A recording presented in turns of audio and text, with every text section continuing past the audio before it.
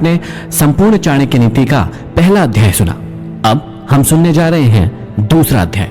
दूसरे अध्याय की शुरुआत में ही श्री चाणक्य कहते हैं कि झूठ बोलना, उतावलापन दिखाना, छल कपट, मूर्खता, अत्यधिक लालच करना, अशुद्धता और दयनीयता, ये सभी प्रकार के दोष स्त्रियों में स्वाभाविक रूप से मिलते हैं। स्त्रियों के विषय में चाणक्य की उपयुक्त धारणा का कारण क्या रहा था यह कहना तो कठिन है, परंतु सभी स्त्रियों में ये स्वाभाविक दुर्गुण हो यह संभव नहीं है।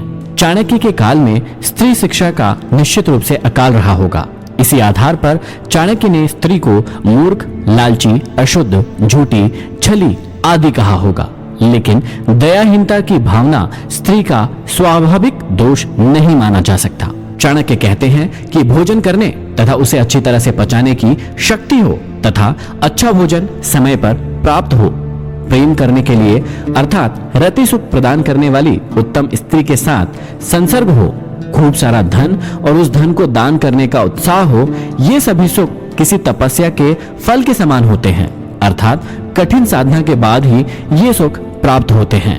आगे कहते हैं कि जिसका पुत्र आज्ञाकारी हो, स्त्री उसके अनुसार चलने वाली हो, अर्थात पतिव्रता हो, जो अपने पास धन से संतुष्ट रहता हो, उसका स्वर्ग यहीं पर है।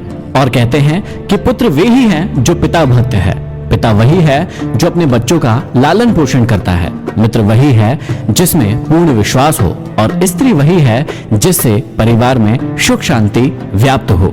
जो मित्र प्रत्यक्ष रूप से मधुर वचन बोलता हो और पीठ पीछे अर्थात अप्रत्यक्ष रूप से आपके सारे कार्यों में रोड़ा अटकाता हो, ऐसे मित्रों को उस घड़े के समान त्याग देना चाहिए जिसके भीतर विष भरा हो और ऊपर मुंह के पास दूध भरा हो।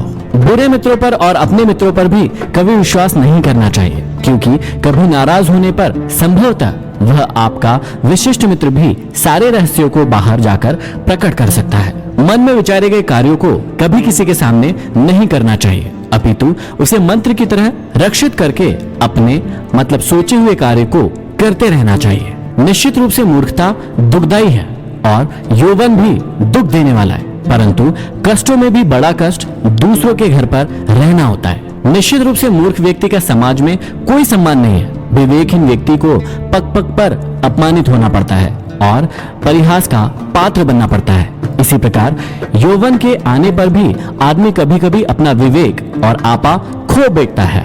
जवानी में आदमी का जोश और उत्साह तो खूब बड़ा चढ़ा होता है, पर वह अपना होश भी खोए रहता है। उसमें अपनी शक्ति का अहम इस कदर बढ़ जाता है कि उसे अपने सामने वाला व्यक्ति तुच्छ दिखाई देने लगता है। चाणक्य का कहना है कि किसी को विवशता में जब दूसरे के घर पर निर्भर रहना पड़े तो उसका अपना वर्चस्व समाप्त हो जाता है, उसे दूसरों की कृपा पर निर्भर रहना पड़ता है, उसकी स्वाधीनता नष्ट हो जाती है और यही उसके दुखों का सबसे बड़ा कारण होता है। आगे चाणक्य कहते हैं कि हर एक पर्वत में मणि नहीं होती है और हर एक हाथी में मुक्तामणि नहीं होती है। साधु लोग सभी जगह नहीं मिलते और हर एक वन में चंदन के वृक्ष नहीं होते हैं। यहाँ हमें समझाते हुए कह रहे हैं कि अच्छी चीजें सभी जगह प्राप्त नहीं होती। पर्वत श्रृंखलाओं के मध्य खनिज पदार्थ भरे पड़े हैं, उनमें हीरे जवाहरातों की खदानें भी है, परंतु सभी पर्वतों में ये प्राप्त नहीं होते हैं। विशेष गुण वाली वस्तुओं को विशिष्ट स्थानों में ही खोजना पड़ता है। बुद्धिमान लोगों का कर्तव्य होता है कि वे अपनी संतान को अच्छे कार्य व्यापार में लगाए, क्योंकि नीति के जानकार व सद्व्यवहार वाले व्यक्ति ही कुल में सम्मानित होते हैं। चाणक्य कहते हैं कि जो माता पिता अपने बच्चों को नहीं पढ़ाते हैं वे उनके शत्रु होते हैं।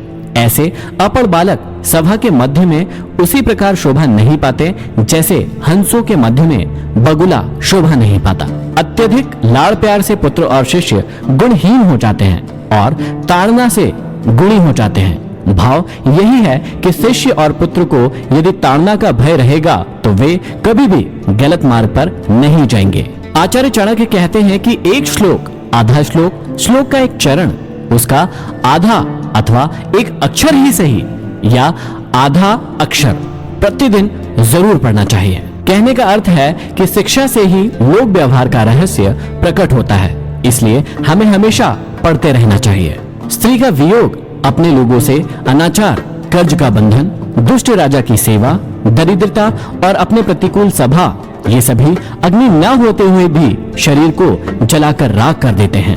नदी के किनारे खड़े वृक्ष, दूसरों के घर गई स्त्री, मंत्री के बिना राजा शीघ्र ही नष्ट हो जाते हैं। इसमें कोई भी संशय नहीं करना चाहिए। आगे चाणक्य कहते हैं कि ब्राह्मणों का बल विद्या है, राजाओं का बल उनकी सेना है, वैश्यों का बल उनका धन है और शूद्रों का बल छोटा बनकर रहना अर्थात सेवा कर्म करते रहना है। आपको इन बातों का भी ध्यान रखना चाहिए कि वैश्या निर्धन मनुष्य को, प्रजा पराजित राजा को, पक्षी फल रहित वृक्ष को व अतिथि उस घर को जिसमें वे आमंत्रित किए जाते हैं को भोजन करने के पश्चात छोड़ देते हैं। ब्राह्मण दक्षिणा ग्रहण करके यजमान को, शिक्षक विद्या अध्ययन करने के उपरांत अपने गुरु को और हिरण जले हुए वन को त्याग देते हैं। इस श्लोक में चाणक्य ने कहा है कि किसी प्रयोजन के लिए यदि कोई व्यक्ति किसी के पास जाता है तो उसे कार्य पूरा होते ही वह स्थान छोड़ देना चाहिए।